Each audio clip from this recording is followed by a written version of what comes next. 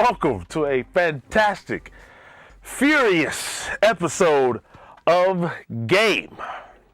To my left, I have the man himself, the syrup sipping, the waffle cutting. Oh, Waffles, you doing all right? Yeah, I'm doing good. I'm finally ready to film an episode. You are here. finally ready to film? Yeah. To my right, I have the only man to give 007 a run for his money, GQ. And then, oh, go ahead, I'm sorry. Oh, just gonna cut me off. I was about to, I'm sorry. Hey, I live my life a quarter mile at a time. I don't know about you, so go ahead, man. I always try to unleash the beast. I am Megashaun. Facebook, Twitter, YouTube. Please subscribe, follow, like, tweet, retweet. We read everything that you do. Please retweet a little bit more, subscribe a little bit more, watch the videos just a little bit more. If you're 2 million clicks for a cat, come on, everybody. Just a little bit of love, because when we get there, you're gonna want us to show some love back. But anyway, as you already know, if you didn't catch the Furious in the beginning, we're gonna be discussing the Fast and Furious saga. Has it gone too far? Has it just gone awry? Should they have stopped at 2? Should they have stopped at 3, which is technically 6? I don't know. Be sure to let us know. Fellas, game on. I'm gonna let the car head start first, man. Fast and Furious. It started out as just some street racers, DVDs, you know, kind of got everybody into the car culture, kind of. I was already into it, but Correct. got a couple of, racers into it, was what they're called. What's a racer? Somebody that drives around in an import car with the giant wing on the back and loud colors. And Why racer, though? that's the term they gave it. Japanese cars. Sounds a bit racist. Just a tad. They have I mean, you didn't come up with it, so it is what it is. Yeah. But yeah, it started from street racing DVDs to the A-Team / Expendables / meets Transporter 2 and 3 with the crazy stunts. Before the GQ goes, quick question. What? At which point did you stop leaving that movie flying down the street? 3, because I didn't see 3 in the theaters. Oh, wow. Yeah. Okay. All right. Okay, I like the movies. It's one of those, you kind of go to the theater, you turn your brain off, and you just kind of sit there. Guilty pleasure movie. Exactly, it's a guilty pleasure. You kind of sit back and enjoy the mayhem and the destruction and the craziness. However, I got a logical side that won't turn off because it's still kind of always there. So once I saw some of the things going on in the 7th movie, I was kind of like, you can't really parachute a car out of a plane and then it land perfectly on the road. Yeah, like somebody would have landed going the opposite way or something. You can do that in a Humvee. You're not doing that. I don't care how much you reinforce a car, because that's not happening. Yeah, the movie, a GPS tracked parachute is just. They're just that. I was like, so the military has that, right? So why we get some fighter pilots that still. Never mind. The past couple movies have just been a big FU to physics. Yeah, that would be the best way. Out the window with physics. That would be, yeah. I like the parachute part is one thing, which is pretty awful. But like, there isn't possible for there to be a group of criminals, heroes, vigilantes, whatever you want to call them, depending on the movie, that are that precise and that. Matter of fact, what was that? Ike Clannad said it best. Nobody's that lucky. Right. Like it does not happen. John McClane hasn't even been that lucky. The problem I had with it was like, okay, you look at the first movie. Vin Diesel's character, Dominic Toretto, he was a guy. He was, he's supposed to be a guy good enough to be a professional racer. Yeah. He beats the guy half to death, gets banned from the track for life. Okay, so he's sitting there running a grocery store. By movie 7, he's got Captain America level tactician skills, putting plans together. I'm like, hold on, why are you running a grocery store if you're this good? It's like, this makes no sense to me. I guess these are his humble beginnings and you learn natural progression. Like, humble beginnings. No, I'm sorry. There's humble beginnings, and then there's like prodigy. Come on. So apparently he's a criminal savant. Is what he's also a poet too. So. Yeah, he is a poet. What do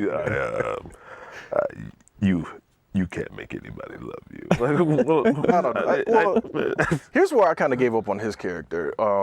I think it was the 4th movie when they brought the original cast back, Yeah. and he's tracking down whoever it was. I don't remember if it was messing with his sister or where Letty was or some weirdness. And he's holding like an engine block above this guy's head with like one hand on. I'm like, okay, you guys are starting to get to the point where like he's either the Hulk. It's like maybe he shouldn't have been Groot. Maybe he should have auditioned to be the Hulk. Because I'm like, he's starting to get way over the top with his strength level. Because then he picked up a car in the 7th movie. I'm like, wait. Over 9,000. And it was an armored car. First of all, I forgot the name of that car, but most of those cars are pretty Like the lightweight. Because they're like carbon Sport. fiber. They're durable, Even but if it they're was fast. reinforced, it wouldn't have been, I'm like, you're not. You might be able to, with a little bit of help. Make no mistake about it. Make no mistake about it. If he getting that car off the ground, I'm getting that car off the ground. But now, prior to the one where they got the money, where's this budget coming from? You got Jason Statham as a high-funded Michael Myers, Freddy Krueger, Jason Voorhees. Like, how are you everywhere with proper vehicle? Every time. Right. It's Whoa. Do we want to get into the end of 3 and how he coordinated the whole so and car accident?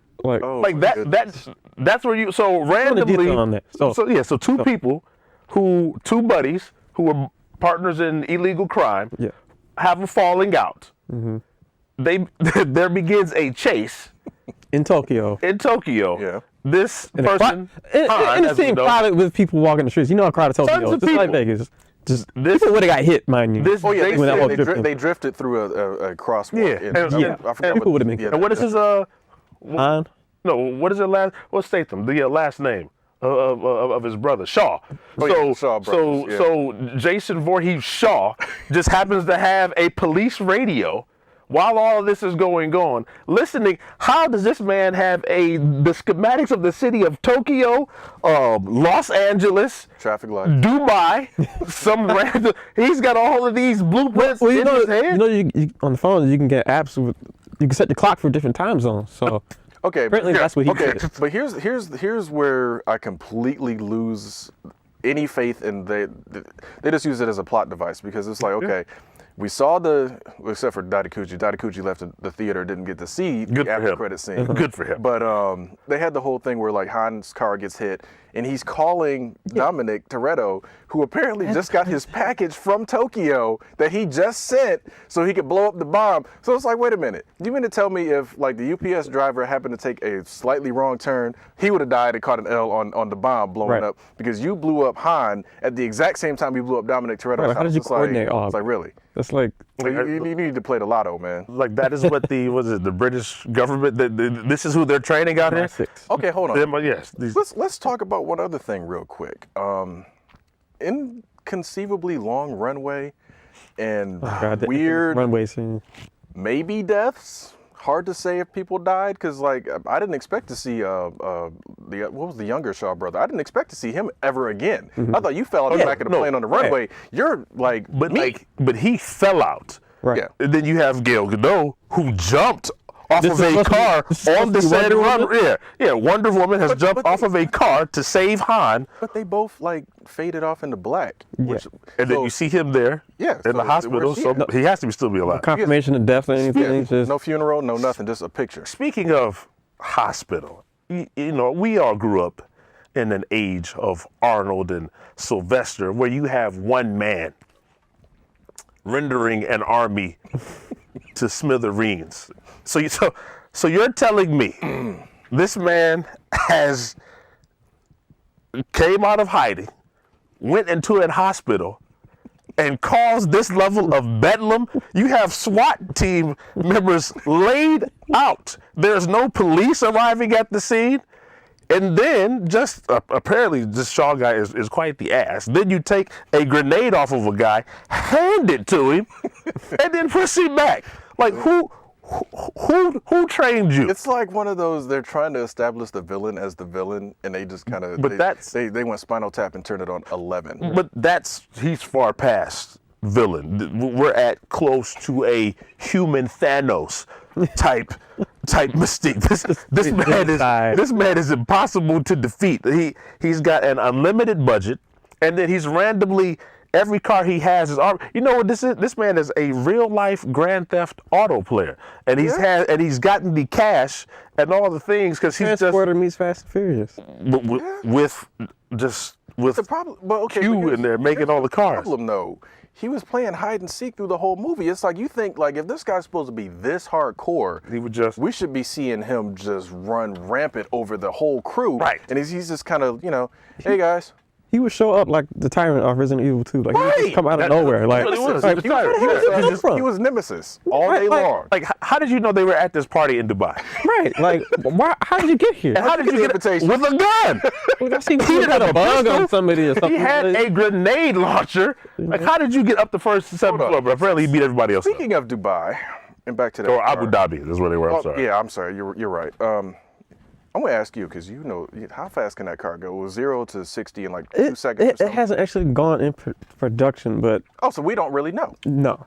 So in other words, when it's kind of like vaporware, you know. So when it revved up and drove about 100 feet, it probably shouldn't have made that other building. Probably not. I've seen something that it could be possible, but if it's armored, if it's an armored car. Wait, go ahead. When you say could be possible, what are you referring to? You're saying that, because I don't want to have to call some of my buddies at Mythbusters. So what you're saying to me is that could be possible, coming from our resident automotive guru, that, and obviously you don't know the exact distance between these buildings. All of that would have to be taken into account and measured. You have to have the right horsepower, the right weight. Probably a ramp. But a ramp. But if you're the savant that Dominic Toretto is, these are all things you already know, and you know you're gonna make it out. Okay. Here's the issue. He drove through it like it was like my patio door window. Then you gotta take into account the surface of the floor, the grip levels they're leaving off. Grip level. So. We're talking like the glass is probably thick enough to handle those crazy sandstorms they have. Exactly. So you're not driving through that anytime easy. No. So that was So. But not one, not two, 3 buildings. It was 3 buildings. Just so we're clear, we understand that it's a movie. We're fans of the franchise. Just the issue is that it's a little too much. You know, like where does the line, and I'll ask you fellas, where does the line separate? No, the line is here. They're way over there. Right. Yeah. So no longer are they action heroes. Now they're superheroes. Can't go back to street racing. Yeah. So now they've become superheroes. They're pretty much discount Avengers. Yeah, like you know. Yeah, like how it just, and then you have the deaths and then the not deaths. Speaking of deaths and not deaths, I'm just looking at this. They had you confused for a minute. Like you were just like, wait, what order? Wait, so 3 is the 6th movie, and wait, hold on, let's start. How does it go now? 1, 2, 1, 2, 4, 5, 3. No, 4, 5, 6, 3, 7. Yeah. So in other words, kids do not try to count using this. And now I got to deal with old Lucas Black. Well, all that was to kind of erase 3, because you know what? The last movie, I thought I was watching an episode of like anime and Naruto of all these flashback scenes and this reused footage and all this stuff. It's just like in case you forgot what happened in the first 6 films. You have your last point. They're wrapping me up. So well, I don't know. I mean, again, I like the idea of it. I don't like the fact that Ludacris's character went from being like some slacker in Miami to like the highest known tech expert in the world. And then Roman went from being like a somewhat tough, street kid to like the comedy relief over the top. But some of the changes were just ridiculous. They just leveled up and they just got all that XP possible. I guess so. Last words, if at all. Please go back to regular street racing. Like a lot of people are into it now and they're very knowledgeable about it. All right, well, let us know what you guys think at home. How you can go from crashing planes to just back to racing rice rockets and other things like that. I don't know if it's possible. But for Waffles, for GQ, I am Megashaun. For everything Culture Junkies, for Game, for Movies with Megashaun, for Top 5, for this week just far, please continue to subscribe, like, share, do all of that stuff. Game over.